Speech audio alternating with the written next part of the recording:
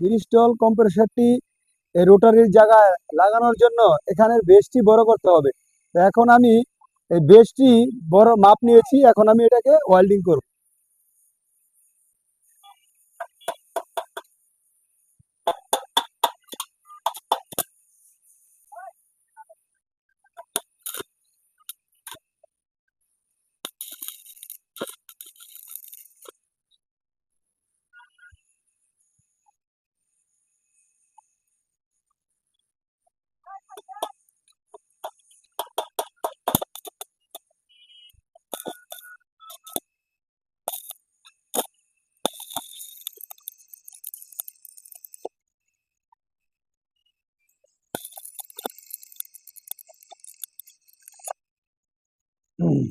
আরেকটা কোথায় দেখো, এই একটা।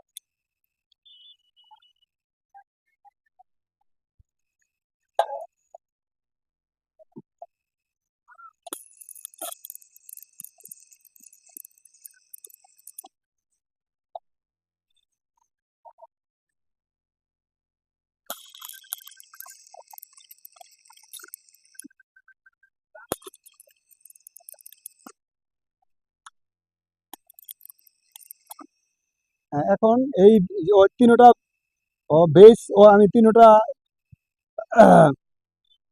বল্টু আমি জ্বালা করে দিয়েছি।